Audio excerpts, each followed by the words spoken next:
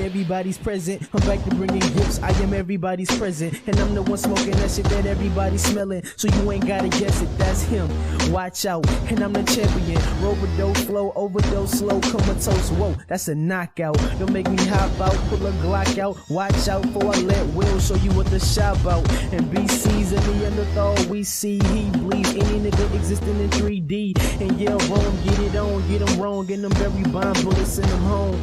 Yeah, and Jay a slave with the K-O-K, lil nigga, but with the gun, but he take your space. And they gon' hate, but they gon' wait till our time's up. Now give me a clock I can wind up. The champ is here! The champ is here! The champ is here! The champ is here! The champ is here! The champ is here! The champ is here! Look, and if I don't get signed, it's a damn shame, man. These damn lanes in my damn lane. Move or get popped. Yeah, good morning tonight. It's Uncle Lou here. Yeah, that's right. It's me, Uncle Lou. Live for you on LouTube today. Thanks for watching. This is Uncle Lou After Dark, the college football call-in show. Appreciate everybody tuning in Tuesday, Thursday night. I think I'm going to change this permanently till 9. Lou Jr. soccer practices are starting about 30 minutes earlier this season than last season. And so far, for all of his soccer practices that fall during the week, I have gotten home around 8:30. So I think I'm going to bump this show up till 9. I'll make sure they don't change anything in the next week or so because practice just started. I'll make sure they're not going to change anything, and then I'll update the graphic on the screen to show that. But probably going to be 9 o'clock for the next through summertime, I guess, and then we'll see what his practice schedule is like in the fall. But anyway, appreciate everybody tuning in. 706-786-4481 is the number if you want to be a part of the show. 706-786-4481. All the phone lines are full right now, so we'll get to the phones here really, really quick. But let me take roll first. Big shout out to everybody for tuning in today. I really appreciate it. George, Kirby's Visor, Christopher Hansen is here. That's never good. I'm not sure which one of you he's looking for, but if I was you, I'd run. A Rat is here. Exploring with Ben, GF Sports, Cloud 99, Lasco, Mayhem Matthew is here. Thank you for the super chat, Matthew. I will get to that here in just a second. Hamilton, Noel Squad, Jonathan Aaron, Brad Pitt, Brandon Lee, Rob Dog, Mr. Lambo, Neo, James Cateau, Matt Dummett. Exploring with Ben. Did I say that already? I might. Chance-tastic, thank you for the super chat. I'll get to that in just a second. I finished taking roll here. Dog Fan 79, League of Downs, Harry Dogs, Harry Nuts. Golden Blue Man's here. He's got a serious Slob Olympics rivalry going on with our buddy VicTube that could get interesting over the next few weeks. Friendly rivalry, but a rivalry. Ryan Williamson, Jesus Christ Home Slice, The Nature Boy, Michael Hogg, Big Casino. Shout out to everybody for tuning in. National Signing Day was yesterday, so if you guys want to talk about that tonight, we can do that. Texas A&M finished with the number 1 class. Alabama at 2, Georgia at 3. A bunch of the usual suspects there in the top 10. Florida with its worst recruiting class since 2015. Of course, they fired Dan Mullen because he couldn't recruit. Bring in Napier, and he gives them their worst recruiting class since 2015. But you can't tell a Florida fan that. They're happier than a pig in poop right now. I don't necessarily understand why, but they are. They're extremely happy with the 9th best recruiting class in the SEC. Hard to understand, but then again, talking about Florida fans here, it's hard to understand a lot of the things they do, say, and think, isn't it? Yeah, it is. I'm not sure if it's a wording problem or if it actually is a misunderstanding or a comprehension issue. I'm seeing way too many comments about Texas A&M paying this recruit this amount of money in Texas. You guys know the schools are not paying these kids a dime. Maybe you know that and you're just typing Texas A&M paid this player that, but what you really mean is that some booster or some alumni association or some business paid them. Because, of course, that is the case. The schools are not paying the kids. It's alumni, boosters, donors, businesses in and around the school or the area that the school is in, or it could be, Coke. If Coke wanted to, Coke is headquartered in Georgia. What are some other big companies headquartered here? Delta, Home Depot. If these companies want to pay Georgia players $1 million a year, there's nothing to stop them from doing it. It's not Georgia paying them, though. So I just want to make sure people understand what name, image, and likeness is. The schools still cannot pay the kids over and above what they already were allowed to give them, which is, tuition, books, housing, food, and a stipend. They're still not allowed to give them over and above that. It's like I said, boosters, alumni, donors, businesses in and around the schools. Texas A&M did not give a recruit any money. So let's just make sure we understand that. Texas A&M didn't do anything wrong. Now, you might not like the NIL rules, and that's a totally different discussion than accusing Texas A&M of doing something wrong. Texas A&M didn't do anything wrong. They didn't break any rules because there aren't any rules. The only rule is that the school can't pay the kid. But any Tom, Dick, or Harry that wants to pay a college football player can pay a college football player. It's that simple. If I wanted to pay Stetson Bennett $1,000 a year for what I don't know, there's nothing to prevent me from doing that. Nothing. Okay? That's just the way it goes. All right, let me read these super chats, and then we will get straight to the phones. 706-786-4481. Matthew Mayhem, thank you for the super chat today. I really appreciate you supporting the show tonight. He says, taking names and whipping fannies. Hashtag Slob Olympics. Your new champ is Mayhem Matthew. Are you going? I apologize if you've said that already and I don't remember or didn't hear that. It's hard to keep up with everybody that's going, which is a good thing. Because, of course, the more people that come, the better. And, we want everybody to come. Slob Olympics are coming up in March. This is an event that was started last year by members of the college football community here on YouTube. We meet once a year in March and basically just hang out for the weekend. But we figured, well, we might as well have a reason, that'll get everybody to come. The real reason is just for everybody to hang out for the weekend, but we do have a series of competitions that we refer to as the Slob Olympics. Last year it was in Atlanta, Georgia. This year it's in Pigeon Forge, Tennessee, March 11th through 13th. That's a Friday through Sunday. And whether you want to compete in the Slob Olympics or not doesn't matter. Come hang out with us. There'll be a bunch of us there. I hate to start to name the people that will be there because I leave people out and they get upset. But me, Pigskin Pete, BVD, as long as he's able to, Law Tide, Huffer Billy Paul, Raj, Neo, Lizard Circus, Mayhem Matthew, Big Dog Brett, Golden Blue Dude, VicTube, Nate the Great. The list goes on and on and on. Last year we had about 20 people, I think 21, compete in the Slob Olympics, and we had another 25 or 30 people just showed up to hang out with us for the weekend. We had a great time. I'm looking forward to it. That's coming up in March. If you need any other details or have questions or anything like that, feel free to email me, crazyunclelou@gmail.com, crazyunclelou@gmail.com. You can also get in touch with Pigskin Pete or BVD.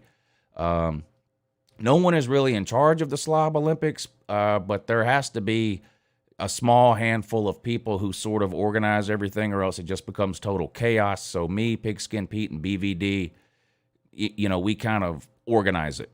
So if you've got any questions, get in touch with myself, Pigskin Pete, or BVD. We'll be happy to answer any questions you have. We hope to see as many of you as possible that can come.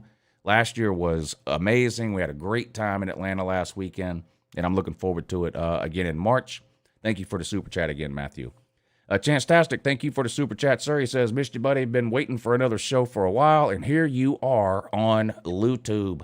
I get a little burned out from time to time. I'm just going to be honest with you, and it usually happens towards the end of the college football season, which sucks because that's the time of the year when I wish I could be at 150%, but every once in a while I just have to take a break. I hate to do it because, of course, I don't get any paid time off. So, every day that I take off, or in this case, about a week that I take off is just a week I don't get paid. So I hate to take time off, but if I don't do it, I just get burned out, and I feel like the videos and the shows get worse and worse and worse. And for a couple of years, I didn't take a single day off at all, and I feel like it's better overall for the channel if a couple of times a year I take a couple of day break or a week break or something. So I'm glad to be back. I'm re-energized. I'm ready to go.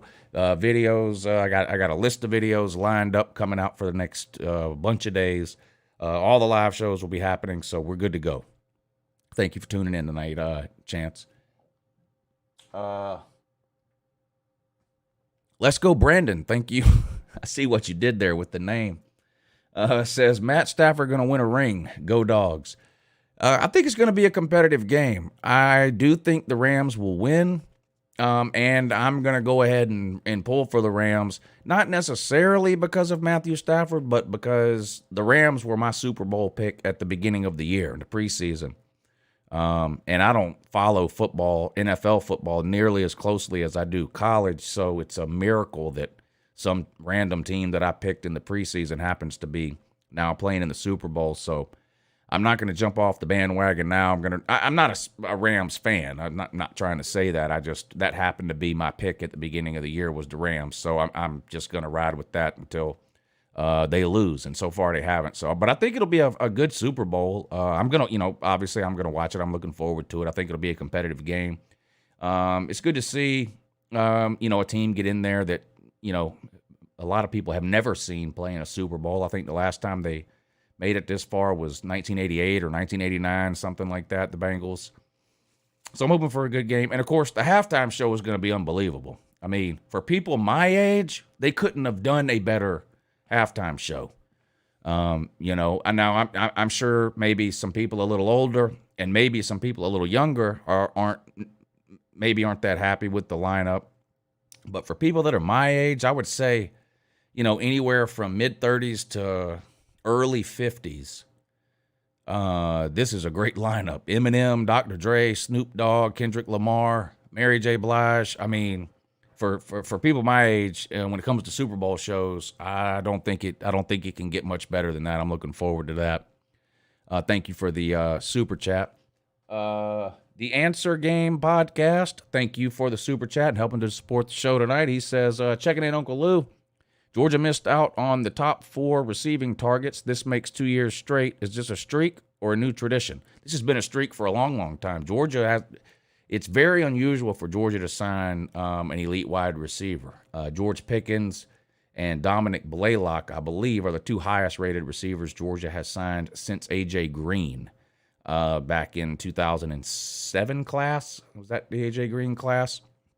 And that's not really a surprise when you look at the style of offense that Georgia runs and the quarterbacks that they choose to run it. I don't understand why any wide receiver comes to Georgia. I mean, I love Georgia. I'd love to get a George Pickens every single year, and there are teams that do. Oklahoma, Ohio State, Alabama, Clemson. These teams have no problem getting the elite wide receivers in almost every single recruiting class, but they utilize them. I like the receivers Georgia has, even without Jermaine Burton. I like Kearis Jackson and Don Blaylock and Ladd McConkey and A.D. Mitchell. I like all those guys. But you're not talking about elite, first-round draft picks there. Outside of maybe George Pickens would have been had he not got hurt. I think it's still possible someone takes George Pickens in the first round. George Pickens is definitely a first-round talent. He may slip to the second round because he just didn't play much. But he's a first-round talent. But, George Pickens and A.J. Green are really the only 2, elite potential first-round, second-round types of talent that Georgia's had at wide receiver in the last 15 years. So, is it a new tradition? No. This has really been going on since the beginning of time at UGA. We have one. Georgia has one 1,000-yard receiver in its entire history, 120 years, whatever it is. We've had one receiver go over 1,000 yards, and he only did it one time. and his name is Terrence Edwards. But he's the only Georgia receiver to ever go over 1,000 yards. A lot of teams put 2 receivers a year over 1,000 yards. And let's be real, if you're a high school wide receiver and your goal is to get to the NFL, it's easy to understand why some of these elite wide receivers aren't choosing UGA. So that's my 2 cents worth on that. Thank you guys for the Super Chats. The Super Chat is right below the comment section. It's a great way to support the show. If you guys are looking to do it, you can attach a note, a comment, question, whatever. I'll be happy to read it and answer it.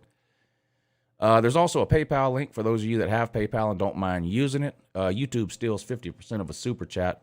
PayPal doesn't, so that's great news. And there's a Cash App, too. All that information is scrolling across the bottom of the screen. I'll post the PayPal in the comment section once, and maybe the mods can copy and repaste it every 15 minutes or so. But let's get to the phone calls and see what it is you guys want to talk about today.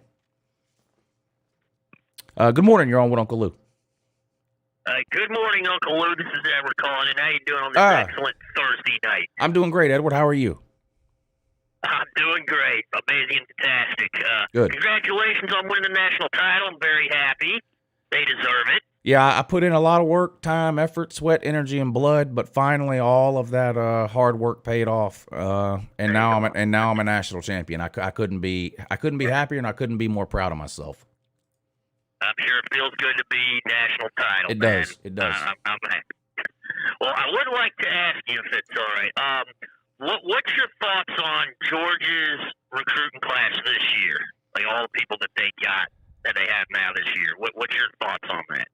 I think it's very similar to almost every single recruiting class Kirby has signed since he got there. It's loaded with elite defensive talent that's going to be playing in the NFL. It's loaded. It's got a 5-star quarterback. It's got one, I think, really almost can't miss prospect at running back in Branson Robinson. It's got a couple of other running backs that I think will be really, really good. And it's got 3 NFL offensive linemen. What it's missing is really what I just talked about off the last Super Chat is sort of, the top 10 wide receiver. But again, we've not gotten a top 10 wide receiver really but once, and that was George Pickens. So it's not really unusual or surprising. I think Georgia signed a really good class. Agreed, I did. All right, cool. Well, thank you, Uncle Lou, for answering my question, having me on the show. I miss seeing you on. I'm glad you're back. And I'll talk to you again 10:15 Monday night, lunch money show. Sounds good, buddy. I appreciate you calling in. All right, Edward checking in. First call of the night tonight. Let's see who's up next. Good morning. You're on with Uncle Lou. Hey, good morning, Lou. Yeah, good morning. This is Will. What's up, Will? Congratulations on the national championship. Thank you. I feel like I earned it. I mean, it wasn't just given to me. I feel like I went out and earned it. I put in the work, and it feels good to enjoy the spoils of my victory. Yeah, I remember that video when you drank that super old, like, what was it, like a 30-year-old, 40-year-old Coke? At the time, it was a 37-year-old. I drank that in 2017, so at the time it was a 37-year-old Coke. Yeah. Yeah. So I mean, you put the work in. Oh yeah, and even prior to 2017, because Georgia was pretty good then. I mean, go back and watch my videos from 2015. Mark Rick's last year and 2016, Kirby Smart's first year. It's not like I've only been on YouTube for the good times. That's what some of these Alabama fans they're gonna be in for a rude awakening, because these Alabama fans, they're not used to being on the internet when their team is terrible. And it's gonna happen at some point. It's not happening now. Just because they lost a national title game doesn't mean they're terrible. But these Alabama fans are gonna be in for a rude awakening. I started from the bottom. Now I'm here. Yeah, I remember when people think you're so mad about the all the time about the quarterback position at Georgia all the time. I mean, I went back and watched a couple videos from 2015, and that was true raging. Oh yeah, but I mean, we were awful until we got blown out by Florida for no particular reason, because we played for Ton Balta at quarterback. You know, you go to 2016, we lost to Georgia Tech, we lost to Vandy. I forget. Florida. I mean, we were 7-5. I mean, so I've been through it. So it feels good to stand on top of the mountain and look down at all the peons that helped get me here. Yeah. So you know, like I think a lot of Auburn fans were always like typing 1980. You know. Oh, So yeah. I guess Tennessee fans. And, oh, yeah. 1998 has been everywhere in the chat for the Tennessee fans. 2010 for the Auburn fans. 2009 for the Florida fans. 1939 for the Texas A&M fans? Oh, my God. Oh, yeah, that's a good one. Didn't Gone with the Wind come there. out in 1939?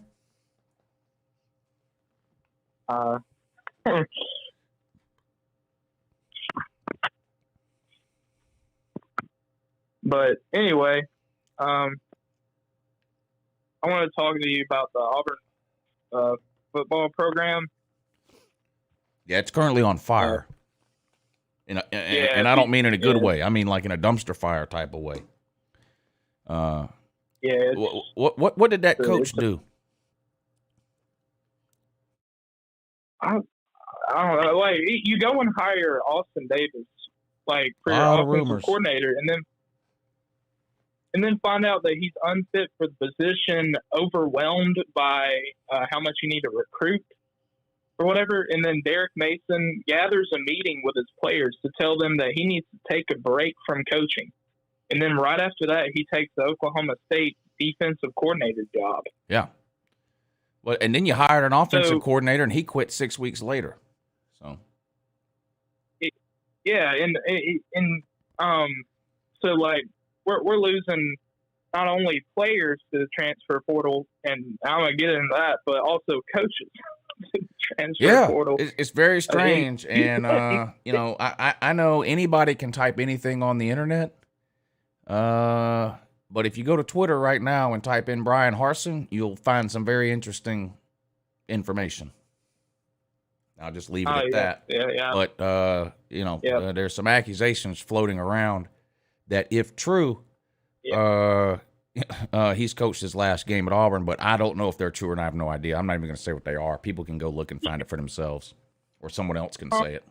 I'm not necessarily buying into them. I guess we'll just have to see. Yeah.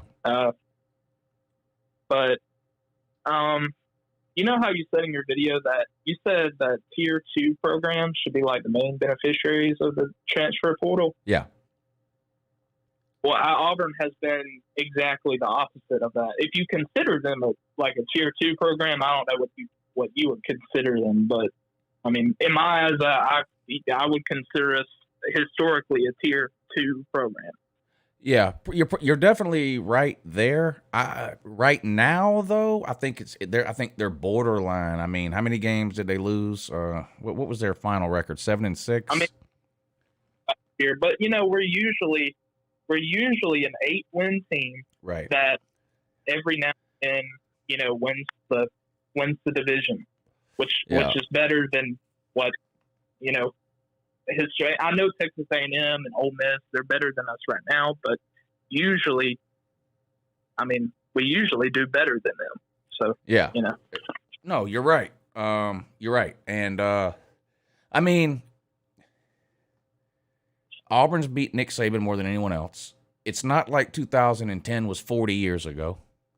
You also played for a national title in 2013. You were one game away from playing in a national title in 2017. I mean, it's not all bad for Auburn over the last 20 years, but right now, it appears to be pretty bad, right? Like in the moment.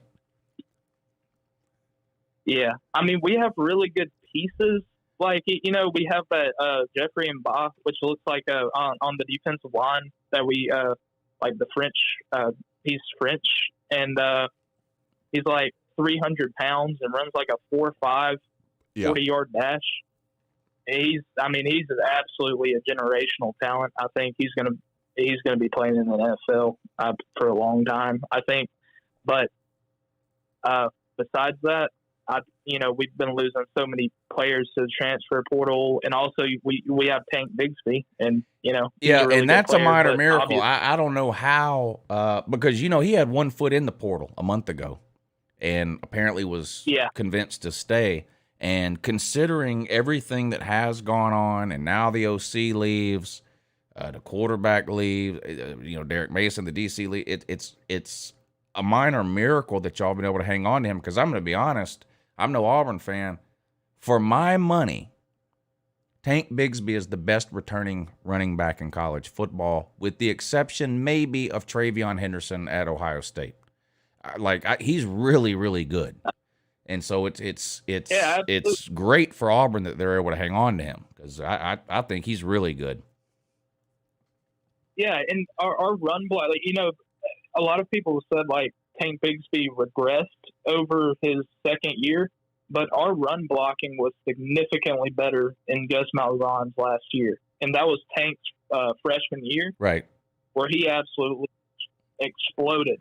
And second year, last year didn't do so great. Our run blocking really struggled. Yeah, and now this is going to be his third year at Auburn and his third offensive coordinator, and a good running back is a good running back. I get it. You hand him the ball and he runs.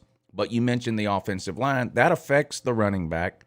And what kind of blocking scheme is this offensive coordinator going to want to run? Is it going to be the same as 2021? Is it going to be the same as 2020? Or is it going to be something completely different? That could affect him too. It's hard to go through, as an offensive skill player especially, it's hard to go through multiple coordinators. You only have a short window in college, 3, 4, sometimes 5, now with COVID, 6 years. If during that 3, 4, 5 years you've got 3 different offensive coordinators, that's not a positive, Yeah, I believe we've been through 6 offensive coordinators at this point in the last 5 years. Yeah, well, the majority of that was Gus Malzahn's fault, because what would happen is he would call the plays one year, y'all wouldn't do very well. He would be forced to hire an offensive coordinator. He'd hire an offensive coordinator. He'd do good for a year, not good the next year, and then Gus would say, okay, I'm going to call plays again, so he'd get rid of the offensive coordinator. So it was a lot of back and forth there with Gus Malzahn over who was going to be able to call. Because offensive coordinators in general are looking to become a head coach, and if you can't call plays as an offensive coordinator, what really, how are you going to move up in the world of college football if you're not even, I'm offensive coordinator, but I'm not even calling plays? Yeah. I want you to guess how many wide receivers we have on our roster right now. 4. No, I don't know. I have no idea. No, we have 8. Oh. But we only have 3 of them have ever caught a pass in college football.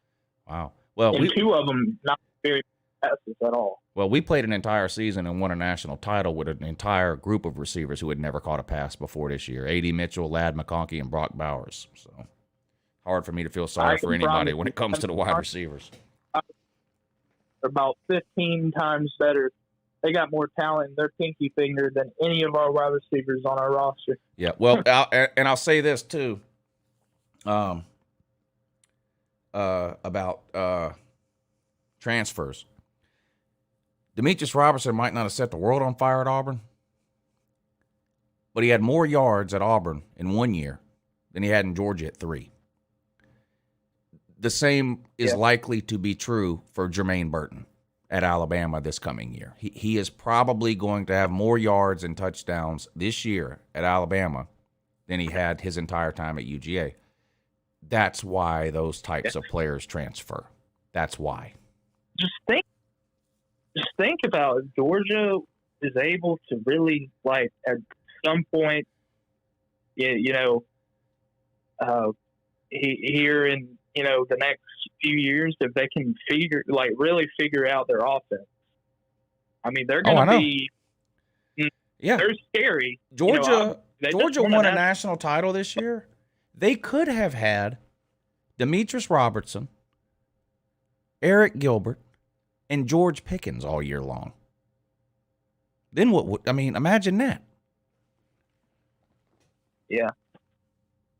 And obviously, I mean, like just the quarterback situation. Yeah, I can't really speak on quarterbacks. We haven't had a good quarterback in about 10 years. So, well, who do you think it's going to be this year? Is it going to be Finley or y'all brought somebody in? Who is it? The guy from Texas A&M?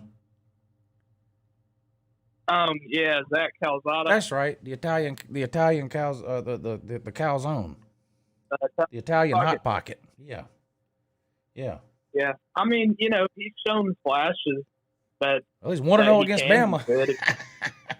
Okay, but he's shown flashes of it, but he's also like been terrible. I mean, you look at the Missouri game, like for example. I mean, it's not just that one. Like he's just shown like, you know, he's mostly very mediocre.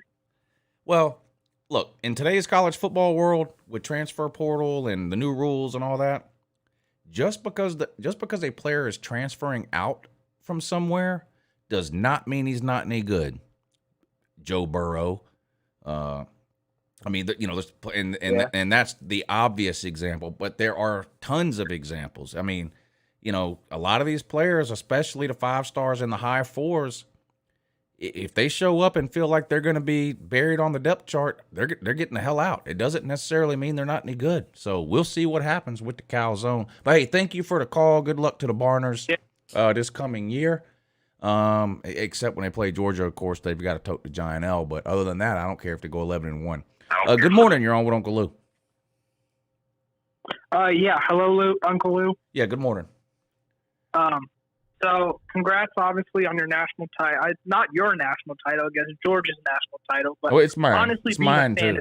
It's mine too. I've put in a lot. I've put in a lot of work over the last 8 years to win this national title. Yeah, I mean, honestly, I can understand as a college football fan, it sometimes feels like you're part of the team as well. Right. Yes. Anyways, I'm on here mainly to talk about, I guess, Oklahoma signing class and basically, you know, I guess what I think about, you know, the direction of the program.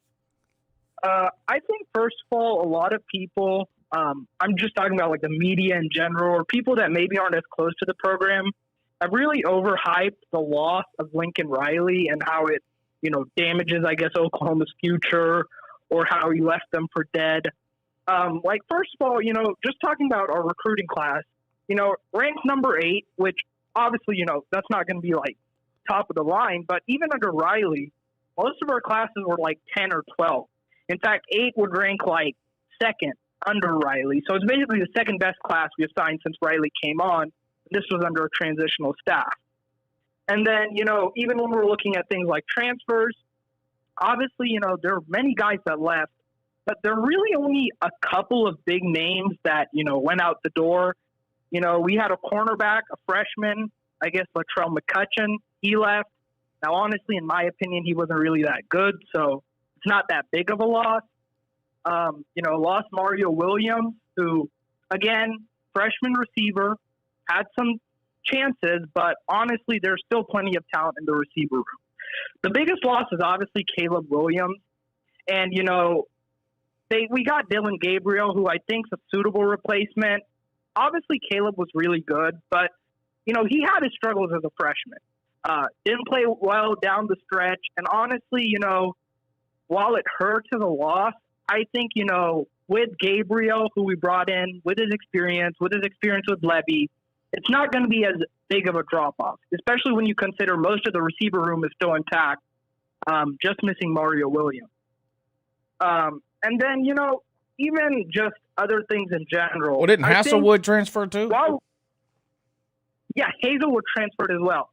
Yeah. So the thing with Hazelwood is... So that's your 2 best receivers. 300... Your starting quarterback. Well, Mims was really our best receiver. Well, where's he? Who's still there. Oh, he's still there. He's the biggest loss Oklahoma. is Lincoln Riley. I mean, yeah, so that's the biggest that's loss. What I'm about to get. He's probably the smartest. Either him or Lane Kiffin are the 2 smartest offensive minds in college football. Period. Right. There's no debate. So losing that is the big unknown because you're bringing in a guy who's never coached before.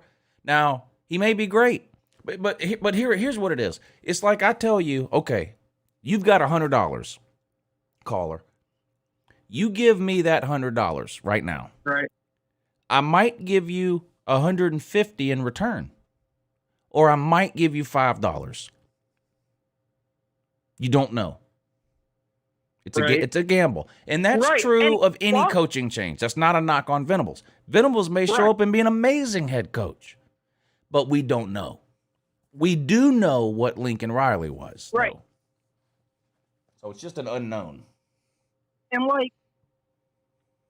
while I agree with all of that, I'm not gonna sit here and argue that Riley was a bad coach, because he obviously wasn't. Won multiple Big 12 titles, went to the college football playoff. Right. But looking at the way the program went, it seems to a lot of people that Riley kind of reached a ceiling. 2017, look, the team goes to the playoffs. They played Georgia, if you remember. That game was really close, went down to the wire. I definitely remember. 2018, they get blown out by Alabama in the first half. Sure, they make it close, but that game really wasn't a contest. LSU game, complete blowout. Yeah. Then 2020, you don't even make the playoffs. And 2021, with a team that came in with national title expectations, you don't even appear in the conference championship game. So while Riley was good, there started to creep in doubts, especially, I would say after this year, like whether he could truly break through at the elite level. And there's a lot of things behind the scenes, such as the strength and conditioning program. We brought in Jerry Schmidt, who old Oklahoma strength and conditioning coach, came in from Texas A&M now, where he was the last couple of years. And, there was Benny Wiley here, who Riley hired and let go of Schmidt. And, the offensive line, the place significantly went down, and it seems to really be connected to the strength and conditioning program. They really got weaker on the lines of scrimmage, and there was just a general malaise, which I think directly contributed to the decline in offense. You look at Riley's offenses under Oklahoma, 2017, 2018 were elite, and then there's been a steady decline in number of yards, in number of points, and all of those things. Now, obviously, a decline under Riley still means a top 15 offense, but there was a decline. And, we brought in Levy, who, honestly, his offense this year was better than Riley's, and while I don't think he's going to be as good as Riley, I think the fact that you brought in Venables, who's been one of the best defensive coordinators in the country, means that the defense will see a significant enough improvement to where, the decline in offense, I don't think it's going to be that big, because honestly, Oklahoma's offense, okay, top 15, let's say it drops down to 20 or 30, the defense can make up for that. Well, who's playing quarterback? I'm not saying we're going to come out here and go to the playoffs next year. Yeah, but who's playing quarterback? Dylan Gabriel's going to be the quarterback. Okay. Dylan Gabriel is going to be the quarterback, who was, put up pretty big numbers at UCF. Obviously, group of 5 school. We understand. But he has experience with Levy. Levy was his OC back at UCF, and he put up pretty good numbers there as well. So, really, honestly, last year, Oklahoma had a freshman quarterback. And for as good as Caleb Williams looked, he struggled mightily.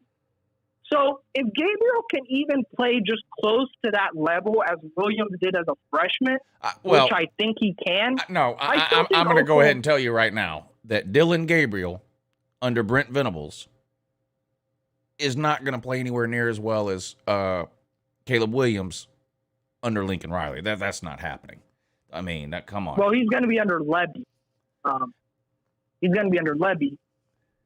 Doesn't matter. I don't know if I agree with. I mean, look. Caleb struggled a lot. I'm not saying Caleb this year is going to be better than Gabe. I agree. Caleb this year under Riley is going to be better than Gabe. Caleb in general is better than Dylan Gabriel. I mean, there's no way to sell me on the idea that Dylan Gabriel is somehow equal to Caleb Williams. That's just fake news.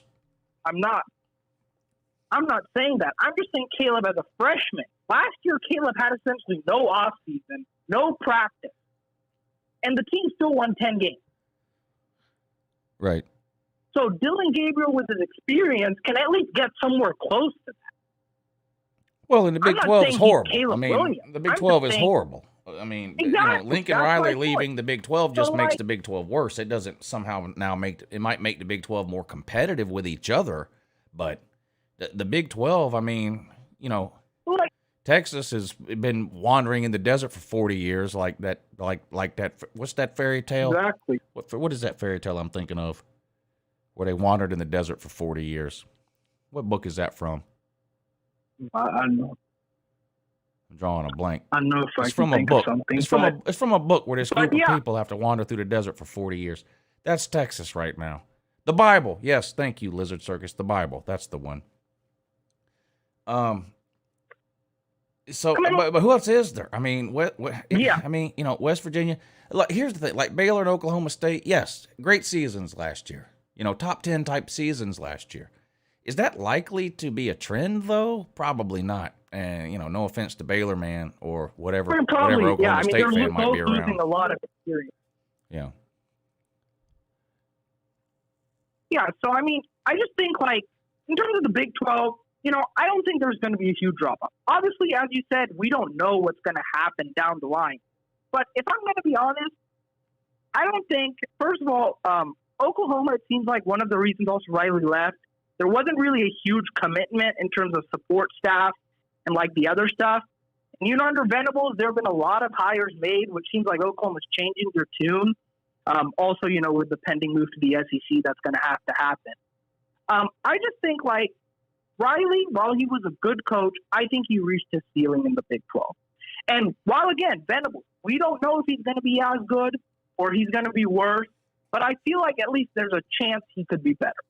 Well, we'll see, because Lincoln Riley, and I think, similar to the Big 12 when he was at Oklahoma, now he's at the Pac-12 with Southern Cal. How many hurdles are there to jump over? There aren't very many. So, there aren't very many. Not many. And right, but I'm just saying, for Oklahoma, honestly, if we walked into the SEC with that offensive line and defensive line that was put out there this year, it wouldn't have gone well at all. Yeah. And I feel like with Venables, you don't know what you're going to get as a head coach, but at least you feel like there's more of a chance. Todd Bates, the Clemson D-line coach who coached, those 3 first-round picks and also brought in Brian Brise, or however you say his name, number 1 D tackle a couple years ago. That's going to give at least you a fighting chance, in terms of those defensive linemen you need to get to compete at the line of scrimmage. So, we'll see. I'm gonna have to let you go. I gotta get it moving here. But Right. Good luck to Oklahoma. We'll see. It's gonna be interesting. Yeah. Brent Venables ? Just like any new head coach. Only thing we know about Brent Venables, he's an elite defensive coordinator. Sometimes that translates to head coach. Sometimes it doesn't. Good morning. You're on with Uncle Lou. Good morning, Uncle Lou. Yes, it is. So I'm pretty fired up, pretty mad, because I'm strongly disagree with the idea of early signing day, as I would assume you do from your video earlier today. But to me, that puts so many teams at a disadvantage. And then, it's a good thing. I think maybe it's a good thing for some of the more established coaches. But as you pointed out in your video earlier today, it gives the Floridas of the world some hope. Kind of like Georgia had for a couple of years before they finally won the title this year. Gives teams like Florida some hope that maybe they'll be just a little bit better this year. So that is unfortunate for them. But the bigger problem I have with this early national signing day is, like you said, the schedule conflicts. But I think there is a bigger problem than maybe what you might have pointed out in your video earlier today. And to me, that would have to be, I don't think that kids, this is my personal opinion, I don't think that kids should be able to go in and enroll. I think that that's there's positives to it, enrolling early. But I think you should finish out your high school, get all of your education, stuff like that, and then move on to your football. But I wanted to know if you could elaborate more on why you think it's... First of all, you can't enroll in college if you haven't finished your high school education. These kids that are enrolling in January, they've had that as a plan for 4 years since they enrolled in high school. So, like instead of taking, I'll give you an example. When I was in high school, when I was a junior and a senior, I took pottery. I took something called, what was it called?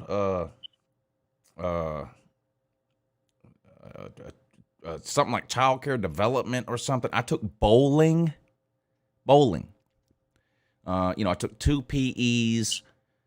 Well, instead of doing that, these kids are taking extra classes their first 3.5 years of high school so that they can graduate in December.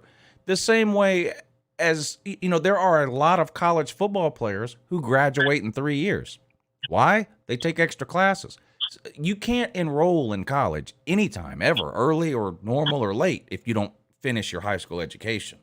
So I want to clear that up. I mean, it's not like these people are dropping out of high school and enrolling in college. They're graduating high school in December. Yeah. So they are high school graduates. I apologize. I guess they are high school graduates. I do agree with you that the early signing day is far. I agree with having an early signing day, but it needs to be moved way back in the year, maybe even before the season starts. Make it in August or July. Yeah. You can't have it. You can't have it during the season, I guess, but make it earlier. Because it just doesn't work. The timetable, and like I said in the video, the professional sports are doing their best to make their sports a year-round sport, even though they don't play games year-round. And college football has not really caught on to that. Too much stuff is bunched up in December. Get early signing day out of December. Move it to somewhere on the college football calendar where nothing's going on. Same thing with the transfer portal. The transfer portal needs to have a smaller window, in my opinion. It closes right now on June 1st, but it's pretty much open from December 1st to June 1st. That's too long. Make the transfer, give us a transfer portal season in May and June. Go through spring practice. If you don't like where you're at on the depth chart after spring practice, or you don't like or you're a wide receiver and you don't like the offensive philosophy, or you're a linebacker and you don't like the way they're using you after spring practice, you have May and June. You can enter the portal on May 1st, and the portal closes on July 1st. That would give us stuff to talk about in May and June, which right now in the world of college football, the only thing you have to talk about in May and June is arrests. That's it. There's nothing else going on. Right. I do. Yeah, there's going to be a whole wave of new transfers. As crazy as the portal's been already, I think there's going to be a whole wave of new transfers that come in after spring practice because where they are on the depth chart. Maybe they don't like a new head coach. Like I think that a lot of Miami receivers. I know there's a couple that have already left, but Mario Cristobal likes to run the ball a lot. That is a huge part of his offensive philosophy. That's why Micah Pittman transferred from Oregon, was because Cristobal ran such a run-heavy scheme there. And so I think there's going to be a lot of turnaround on the rosters, especially at these places with new coaches, maybe Florida, maybe Oklahoma. I couldn't really tell you specifically where I think there's going to be more roster turnover with these new coaches. But I think that, there is going to be a whole brand new wave of kids that transfer after spring practice. And I think that, we should not have the option. I agree with you. I don't think we should have the option to transfer prior to spring practice because you don't really know. I'm sure a lot of kids would change their mind coming out of spring practice. Maybe there are some things that benefit them and there's some things that don't. But this is only the first. The crazy thing about the portal is this is only the first wave. There's going to be a whole new slew of players that come into the portal after spring. So, I have a lot of friends who are fans of various different teams, and one's a Georgia fan. He's saying, well, we got a top 3 recruiting class, but we didn't get anybody out of the portal yet. And I was like, telling him, I said, there's still spring. There's going to be a lot of players who are going to come to Georgia off of some other teams. And, you know, there are some guys from like Alabama or potentially Clemson. Who knows where they're you never know. And that's the other thing, roster management. Yeah. How do you know, as a coaching staff, how many players you can sign when you don't know how many players are leaving? You can only have 85 scholarship players. How are you supposed to, as a coaching staff, say, okay, we can sign, this is how many players we can sign because this is how many are leaving? How do you do that when you don't know how many are leaving? You know? And like Georgia might want to go out and get a wide receiver in the portal, but they don't know if they're going to have room. How do you know? You don't know. So they got to do something with the portal and early signing day, and you know, coaches generally get fired at the end of the season. Well, what's starting to happen now? Coaches are getting fired in October. Why? Because signing day, if you get fired in the middle of October, signing day is 2 months away. I mean, it's just a mess. It's just a complete mess. Hey, thank you for the call. Good to hear from you. I do think, look, this happens all the time. Something new comes out, right? What's that? There's an expression. You can't know, you don't know what you can't know. Unintended consequences, right? When you make a change to something, there are certain consequences to that change that you can foresee happening. But then there are consequences that happen that you could not foresee. So you make a change, you add the transfer portal and change the transfer rules. You add an early signing day. Okay, you made those changes. Now it's time to tweak those things based on the unintended consequences that we now see happening. So it's time to tweak those things. I don't think you should get rid of them. I support an early signing day, but it needs to be changed. I support the transfer portal and the new transfer rules, but they need to be regulated a little more. I support NIL. And the same thing's going to happen with NIL. Right now, there are no rules. The only rule is the school can't pay you. That's it. Any other Tom, Dick, or Harry can pay you, just not the school. It's going to be that way for a couple of years, and then you're going to get some regulations put in place. Good morning, but you're on with Uncle Lou, though. Lou, sir, how are you? Oh, thank you for Brian McClendon. All right, coaches come and go. It happens. Yeah, he's an elite recruiter. Elite recruiter. Well, obviously, we've got an elite recruiter. I mean, in the, month and a half that he's been there, he took the recruiting class from 68th to 15th. Right. I'm not going to cry over that. Yeah. And took it to the number one class in the state of Florida, I might add. Oh, you rubbing that in, ain't you? So cry on that, all you Florida State fans that were hollering about, we're number 3 in the nation. Yeah, they were talking about it. Remember in June? Yeah. It's just funny. Tennessee was number 3 in June 2 Junes ago. You know, and they were doing the same thing. And then this past summer, it was Florida State. Oh, we're top 3 class. It's June, lady. Yeah, it's funny. You know, it was funny. But that's right. You're right, though. Miami, yeah, because Florida finished, 19th? I guess it depends on what you use. I use 24/7. Florida finished 19th there. Yeah. Yeah, Florida and Florida State are right there together, and Miami jumped the both of them. Yeah. And I mean, I'm not going to lie. I'm not going to sit here and herald this as some big win. That's the kind of thing I expected out of Cristobal when he came. Right. Yeah. If nothing else, you know you're going to get a recruiter with him. Like, that's been proven. Like, look at what he got to. Look at who he tricked to come to Oregon. You know, Kadon Thibodeau out of Louisiana.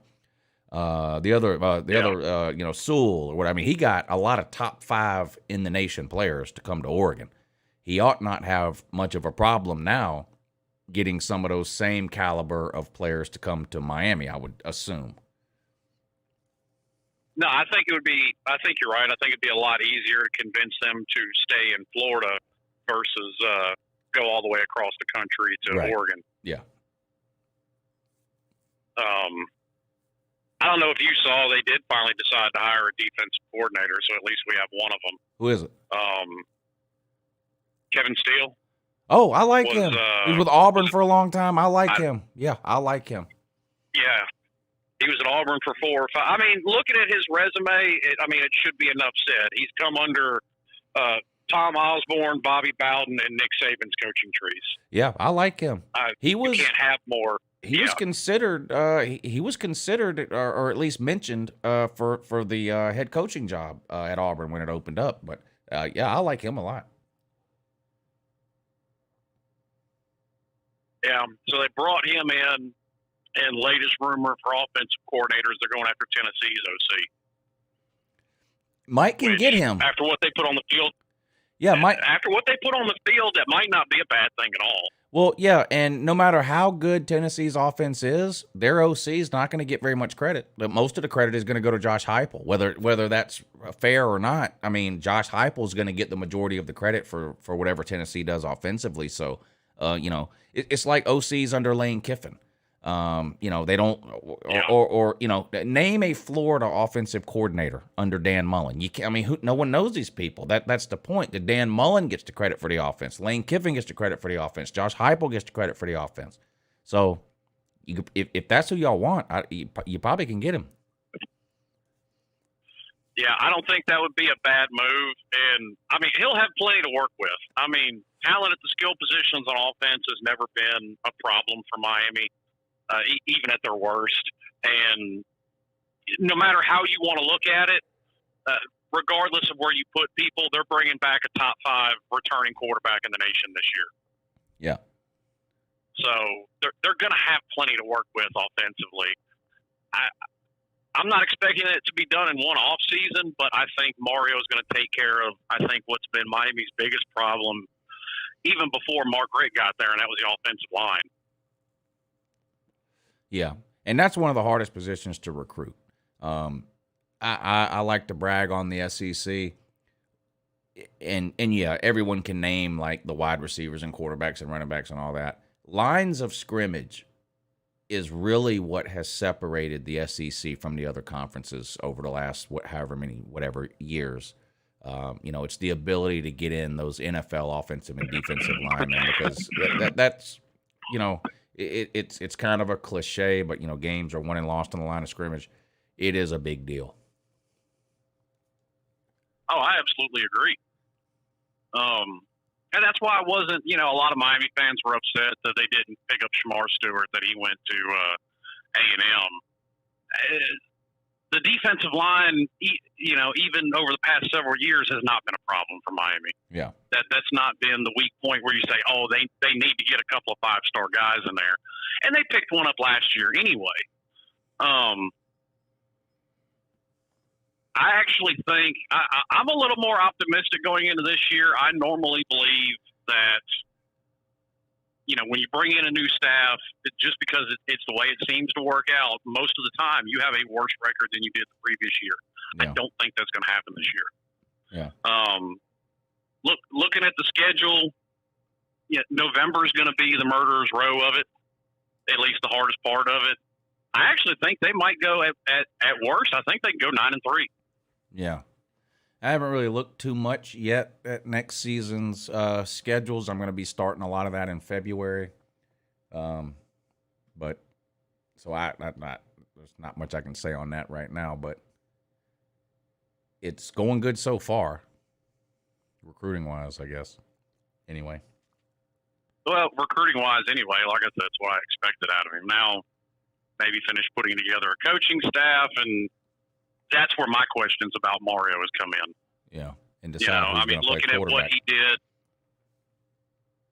I don't think that's much of a question, to be honest with you. Yeah. I don't think. Who else is it going to be?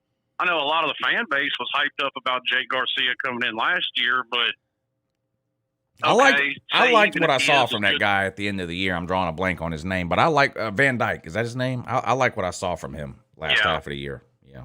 Oh, yeah. Well, my line of thought is, okay, he came in the last 6 games of the year, and he broke Jameis Winston's ACC record for consecutive games with at least 300 yards passing and at least 3 touchdowns.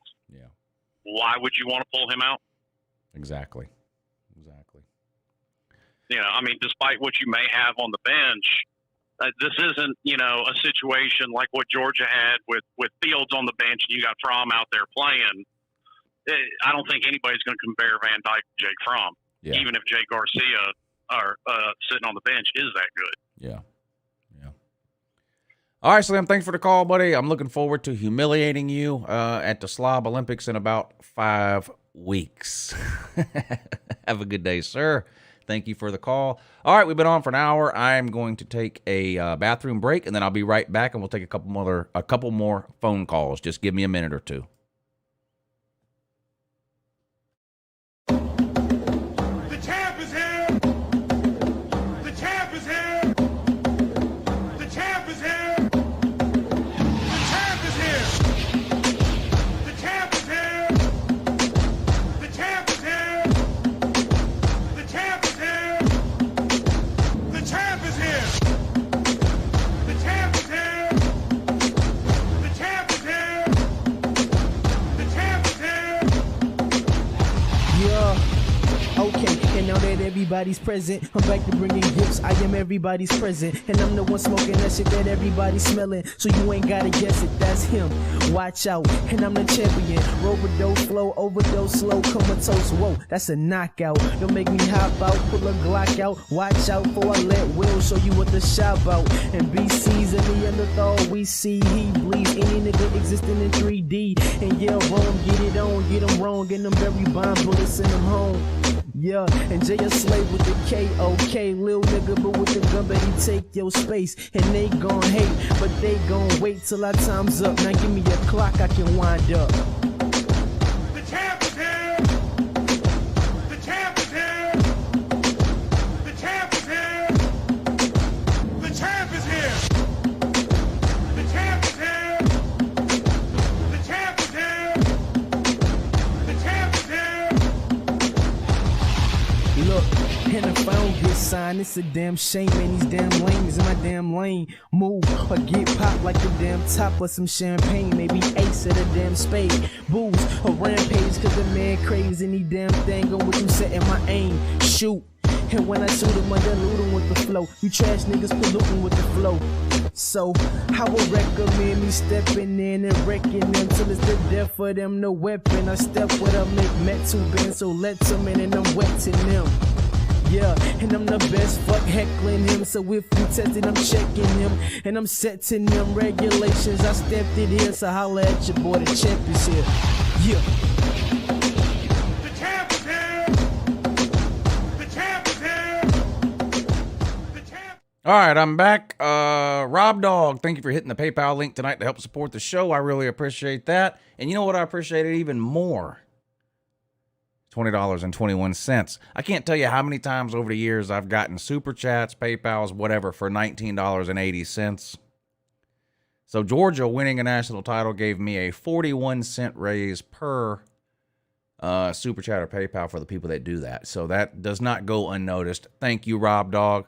He says, Rob Dog here, and it never gets old. Hashtag 2021, go Dogs. Yeah, let's get a hashtag 2021 in the chat in support of my national title winning Georgia Bulldogs. That sounds like a pretty good idea to me.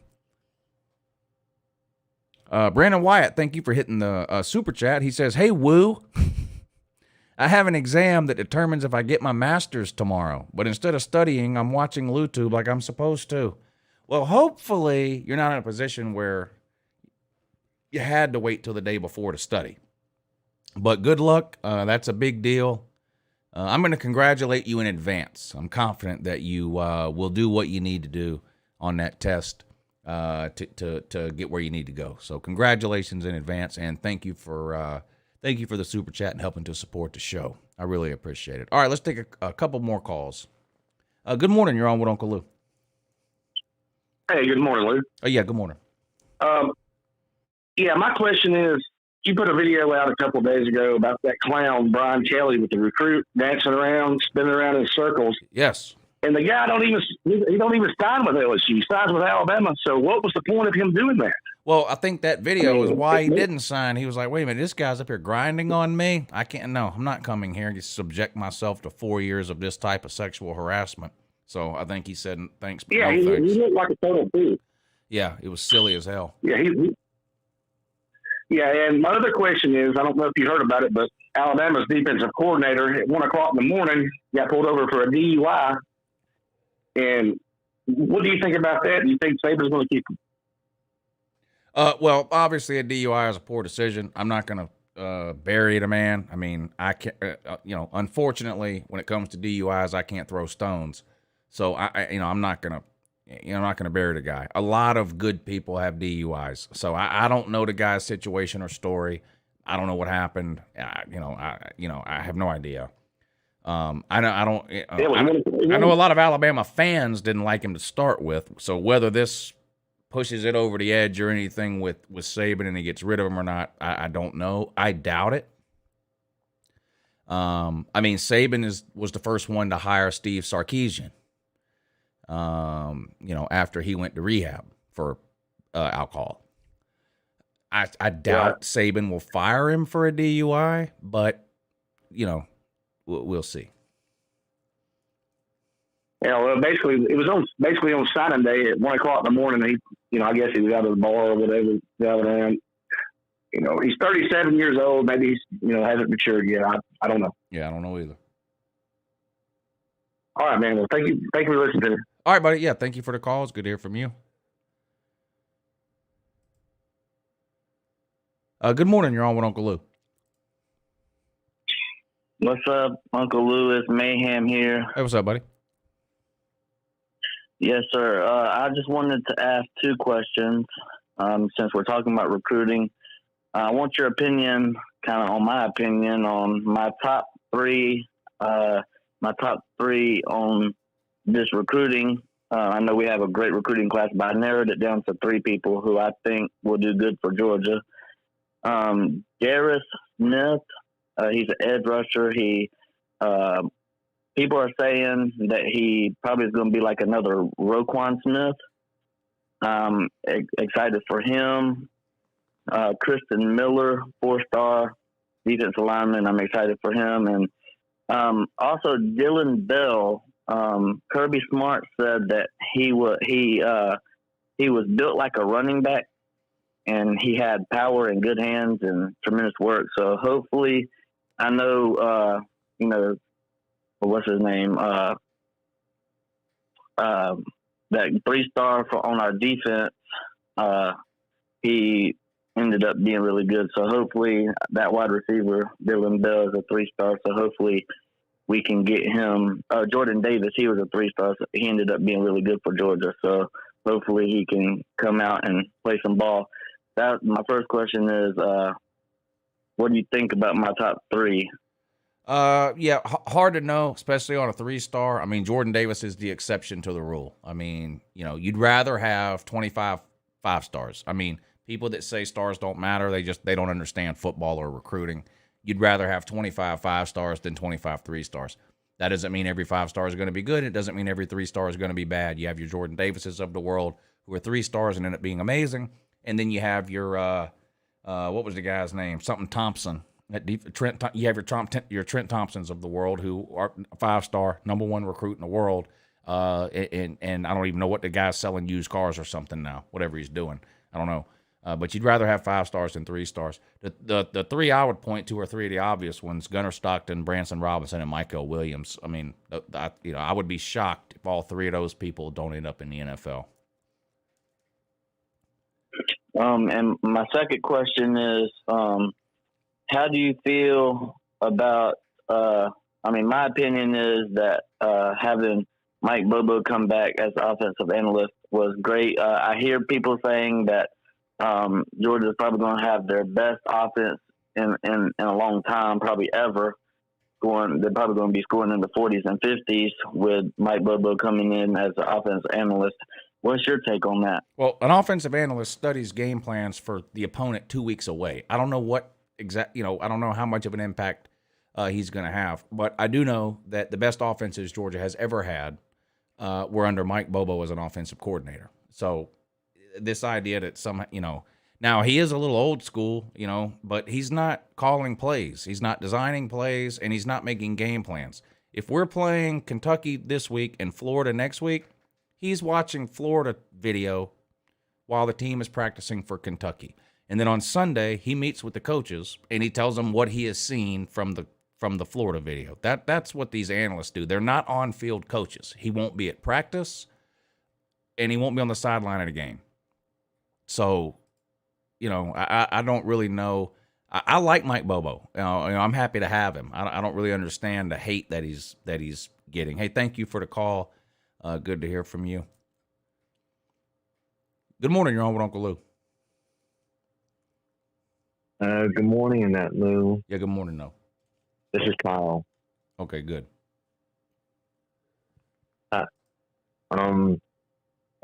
First off, it's been a while since I've called in, but I just wanted to say congratulations on the national championship. Oh, thank you. Thank you. A long time coming. Yes. But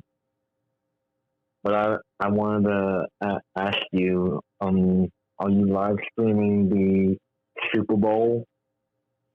Yes, I am live streaming the Super Bowl, but on the Patreon page. Oh, okay. I think it's going to be a very, very good game, and stat that I heard from a coworker that thinks it's going to be like the first Super Bowl where it's going to be two first round two number one quarterbacks that's gone in the NFL, Matt Stafford and Joe Burrow. I thought that was a pretty interesting stat. Yeah, I did not know that. I had no idea.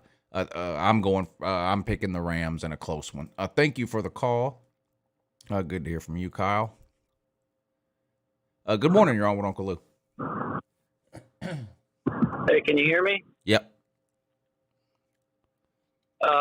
Hey, I'm Jay. I'm from Texas. I've been a lifelong Georgia fan. I really love your show. Appreciate it. I was driving to work today. I wanted to get your thoughts on something I thought about NIL today that I haven't really heard anybody talk about, and I'm just playing devil's advocate. But I think about, and I'm sure, when you were 18, you were just super well behaved and all, but I find it hard to believe that nobody's talking about the fact that these are kids that are going away from home for the first time and now have access to a lot of money. I mean, to me, it seems like if you introduce that kind of money to a large enough group of 18-year-old boys, that I think some bad things are bound to happen.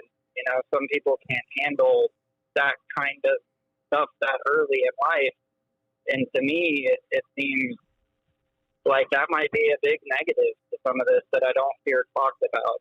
Yeah, well, and if cigarettes are legal, somebody's going to die from lung cancer. And if alcohol is illegal, Pete Golding's going to get a DUI. And if gambling is legal, some father is going to spend his kid's lunch money at the blackjack table. You can't not do something because some percentage of the population might not know how to handle it. You call them kids. 18-year-old kids die in war every day. I don't think you can say, well, we can't give this 18-year-old any money because this other 18-year-old doesn't know how to handle money. I mean, will there be some guy who gets $100,000 and does something dumb with it? Yeah. But there's 40 and 50-year-olds who do dumb stuff with money every day. So I don't think that's a reason not to have name, image, and likeness revenue. Thank you for the call. There is such a thing as personal responsibility. Good morning. You're on with Uncle Lou. Hey, Lou, this is Joe Boss out here in Texas as well. Hey, what's up, How buddy? you doing? Doing good. You? Good, man. It's like freezing. We're getting a little bit of snow and ice. So that shit usually comes y'all's way. So I hope Texas is able to keep the heat on this winter, unlike last year. Yeah, you think with the universities like Texas A&M and such stuff, we have like the top of the line equipment for that kind of stuff. Right. But anyway, I was gonna just kind of mention like Jimbo Fisher, his reaction to like Lane Kiffin and whoever else, mainly it was Lane Kiffin. But, we all know it's the donors and it's big oil. Like around here in Houston, it's mainly A&M people. There are a couple Texas, but Texas is a little bit further away in Austin. A&M's only like an hour and 20 minutes away. And it's like A&M everywhere here. So they all admit it and they think it's great. And, I can't blame them, I mean, I still understand what they, think they're going to get out of it. I guess they want a national championship out of it. So if you can buy it through, kind of like with that side money or whatever, but I think you're right. And some of your callers are right earlier tonight that talked about, it's going to work itself out. It's going to be either this problem's going to happen, this or that, whatever happens. And if it stays like just whatever, like do whatever the fuck you want for the next, 2 or 3 years, 4 years, we're going to have to like adjust what we're used to. Anyway, man, thanks for the call. I'll let you go. All right, buddy. Yeah, thanks for calling in. I mean, I agree. It's the wild, wild west right now. There's no rules, but so you can't blame Texas A&M and Jimbo Fisher. Texas A&M and Jimbo Fisher aren't doing anything else that every other college isn't doing. They just did it better. That's all there's to it. They were more organized and they got the number 1 class. I mean, they didn't do anything wrong. A couple of years will go by, and some changes and regulations and limitations will be put in place around NIL based off of the problems they discover over the next couple of years. I mean, this is always what happens when you have a change, right? You got all these targeting rules in college football, and the kids are getting thrown out of the game. Look, that's not going to last much longer. That's not going to last much longer. They're gonna say, you know what? This throwing people out of the game thing, it has served its purpose. The majority of kids now know you can't hit somebody in the head, you can't target, you can't hit a defensive player, all blah, blah, blah, blah, blah. We don't need to throw them out of the game anymore. And so they're going to go back and change it. I mean, and that's what's going to happen with NIL. It'll be like it is now for a couple of years, like the caller said, and then they'll put some limitations in place. I don't think it's the end of the world.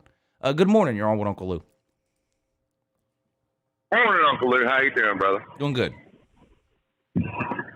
Okay, beautiful. So, hashtag 2021 National Champs. We're in the building, and now we're fixing to have a Super Bowl winning quarterback underneath our university's belt. Could you ask for a better start of the year? No, it's been amazing. I mean, we have been selling an amazing product to these young men, right? We've been selling, listen, we're in contention for a championship. Do you want to be a part of a championship running team? Now we're going into these kids' houses and we're selling them a proven product. I think that speaks volumes. And I understand Texas A&M. I mean, yeah, good for them. You bought your way into a number 1, right?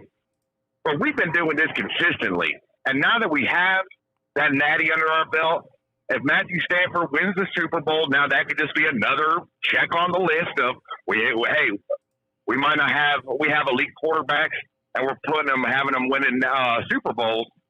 That just helps the university even more. So I'm on cloud 9 still, and I don't see it coming down anytime. And even if he doesn't win, I know that's not a fact, but if he doesn't win, it's still Joe Burrow. What a great story that is. And also, it just shows how great our university is, how great our fan base is, and it's just great. Hey, this year so far has started out amazing. I just hope it keeps going up from there. And I know a lot of other fans are worried about losing players in the portal, but they come and go, ebbs and flows. You're going to lose some, you're going to get some. Exactly. Yes. and I agree with That's right. That's it. Yes. Thank you. Yeah. Well, listen, man, I appreciate you taking my call. I am a Patreon member. I think everybody listening, join the Uncle Lou Patreon. You give me hours of enjoyment. I'm a truck driver right now. I'm just getting into Kansas from Colorado, and the snow out here is dog shit. But anyways, thank you for all the entertainment that you give me and all us fans, and you have a good one. Yeah, thanks for the support on the Patreon. I'm going to be streaming the Super Bowl over there too, so hopefully you're off that day and you can tune in and hang out with us and watch the Super Bowl. Thank you for the call. All right, no one else is on hold, so I'm going to turn the phones off. Would you be surprised if I showed you this? These people that think name, image, and likeness is ruining recruiting. Okay, I just want you to look at this list of teams here. Okay?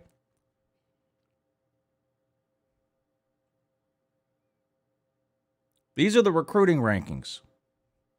3 recruiting classes ago. In 2019, there was no name, image, and likeness in 2019. Now, what do you notice about all of these teams? What do you notice about them? It's going to be the same group of teams you see if I go to the one that just signed with name, image, and likeness. These are all the same teams. It's all the same teams.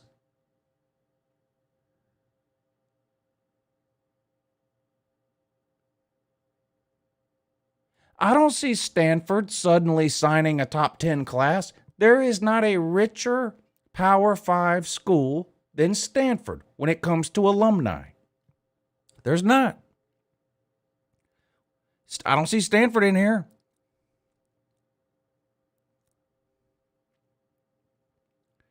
It's the same teams.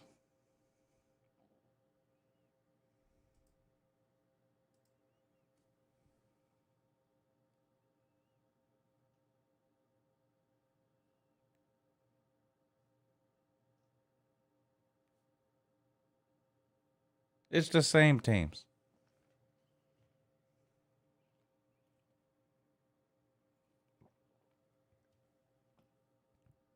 So, I don't know. I guess I don't know what all the hullabaloo is about. Hullabaloo? Yes, Lou. Hullabaloo. And that caller was right. This has been a great year. 2020 Lou. 2020 Lou has been an amazing year so far.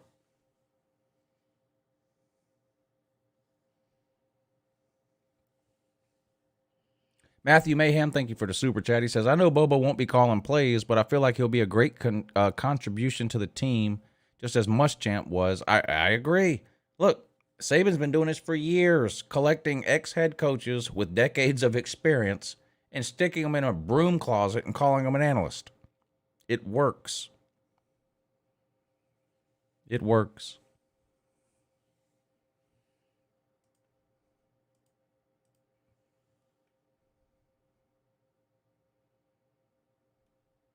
I've got no problem with it.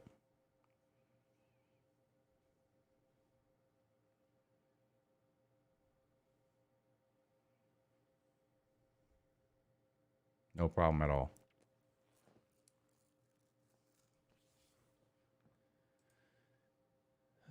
Ay.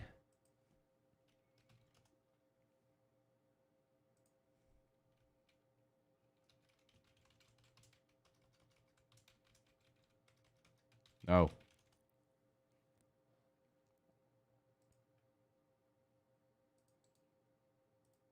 All right, I guess I'm going to get out of here in a few minutes. I'll be back tomorrow morning at 8 a.m. for the morning show, which airs Monday, Tuesday, Thursday, and Friday at 8 a.m. on the second channel. I will post a link to the second channel in the comments section now. If any of you are not subscribed to the second channel, check it out.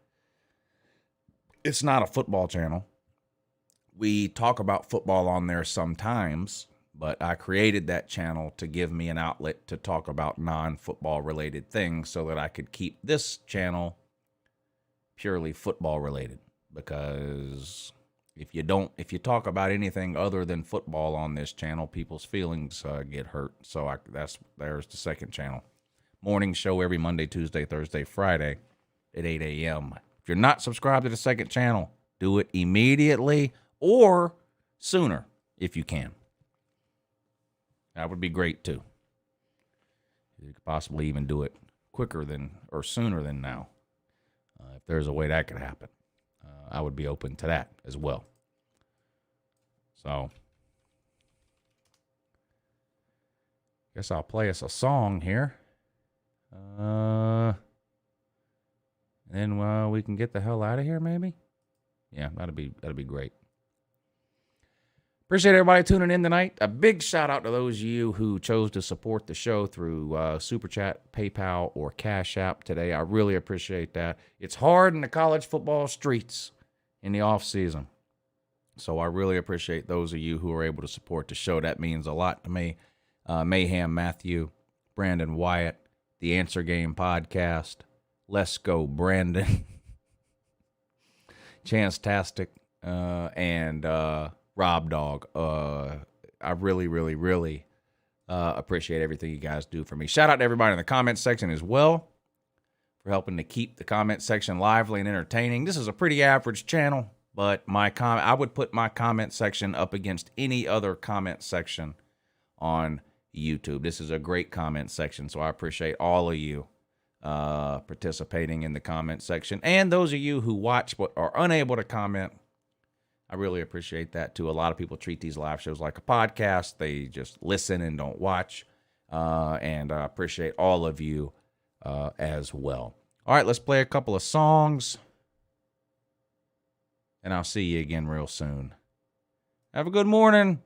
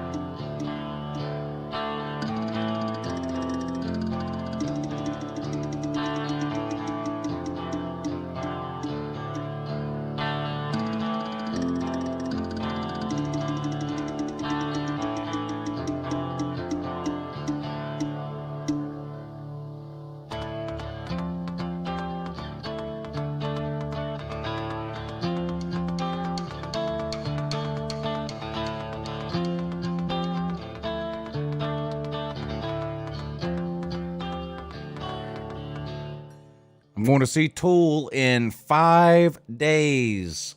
I'll be in Orlando, Florida next Tuesday night to see the greatest band on earth. Tool with my boy Maynard.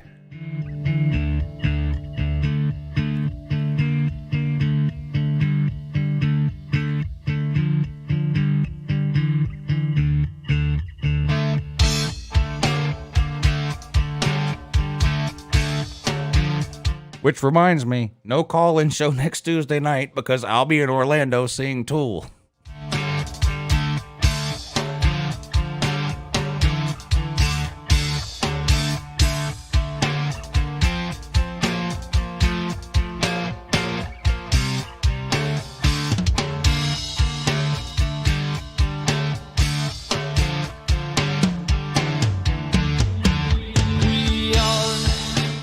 Traveling Fools, I see what you did there, buddy. Yep, this is now automatically a Tool video.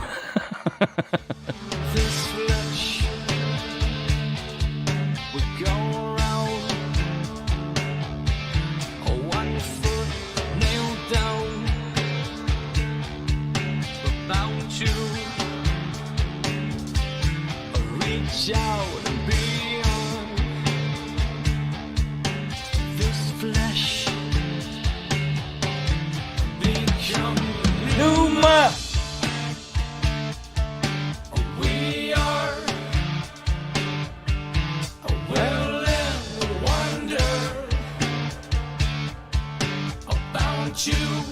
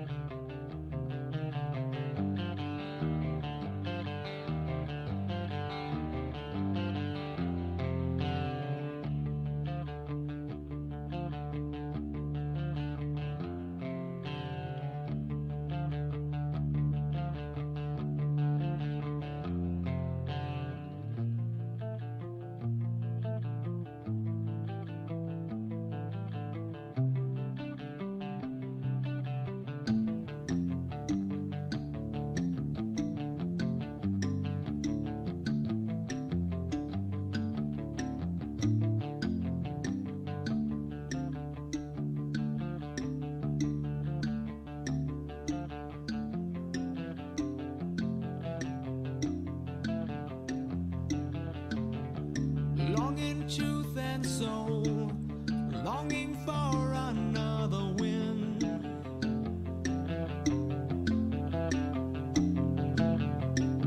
Lurching to the fray, weapon out and belly in. A warrior struggling to remain consequential.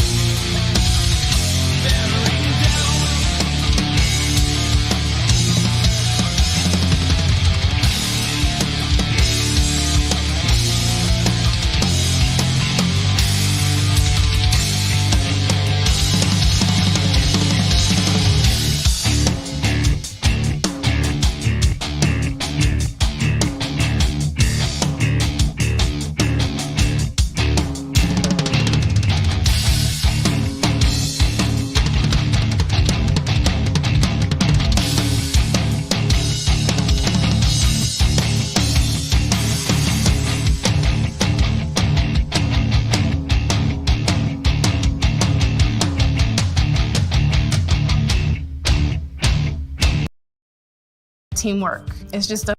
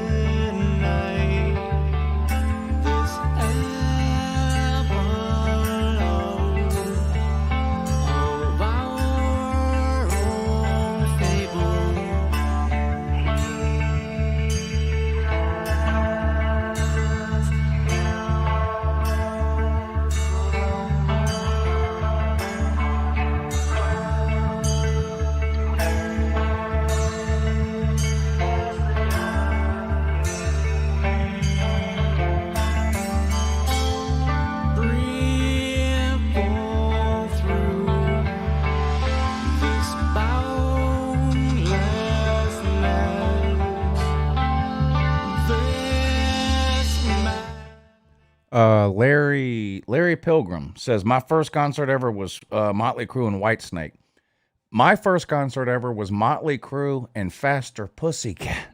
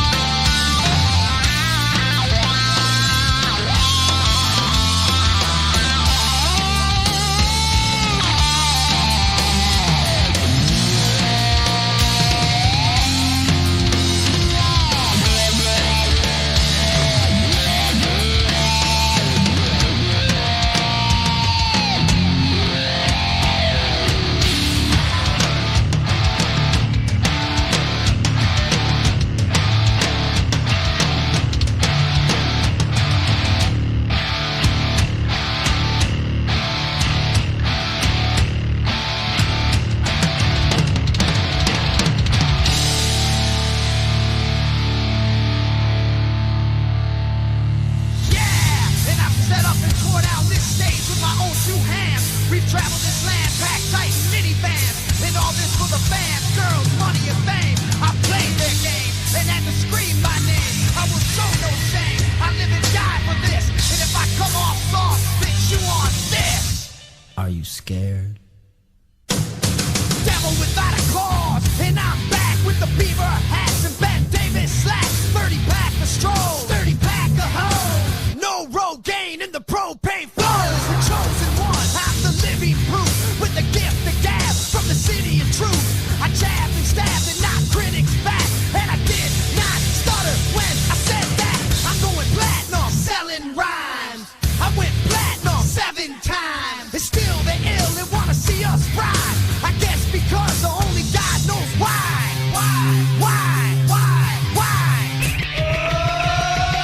They call me cowboy, I'm a singer in black. So throw a finger in the air, let me see where you're at. Say, hey, hey. Let me hear where you're at. Say, hey, hey. I'm giving it back, so say, hey, hey. Show me some metal and say, hey, hey, hey, hey. Fuck all y'all. I like the AC/DC and ZZ Top. Bocephus Beasties and the Kings of Rock. Skinner, Seeger, Limp, Corn, the Stones. David Allen Cole with No Show Jones. Yeah! Pass that bottle around. Got the rock from Detroit. Soul from Motown. The underground stone. Fucking pimp. With tracks that Mac and slap back the whack. Never gain away. I don't play with ass. But watch me rock with Liberace Flash. Pump rock the class. Boy bands are trash. I like Johnny Cash and Grandmaster Flash. Flash, flash, flash, flash. They call me cowboy, I'm a singer in black. So throw a finger in the air, let me see where you're at. Say, hey, hey. Let me hear where you're at. Say, hey, hey. I'm giving it back, so say, hey, hey. Show me some metal and say, hey, hey, hey, hey.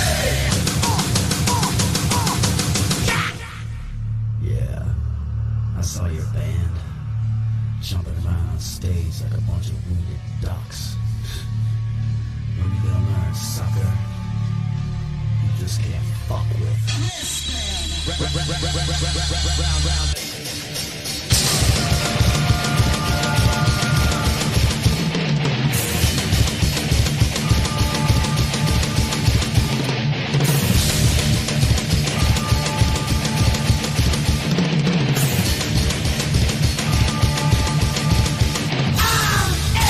American badass, watch me kick. You can roll with rock or you can suck my dick. I'm a porno flick, I'm like Amazing Grace. I'm gonna fuck some hoes after I rock this place.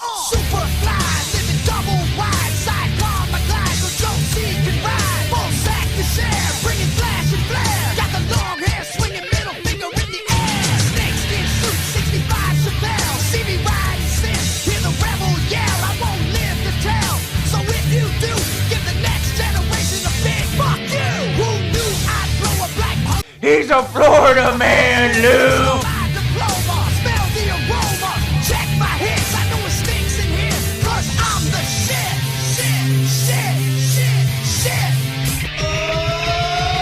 They call me cowboy, I'm a singer in black. So throw a finger in the air, let me see where you're at. Say, hey, hey. Let me hear where you're at. Say, hey, hey. I'm giving it back, so say, hey, hey. Show me some metal and say, hey, hey, hey, hey.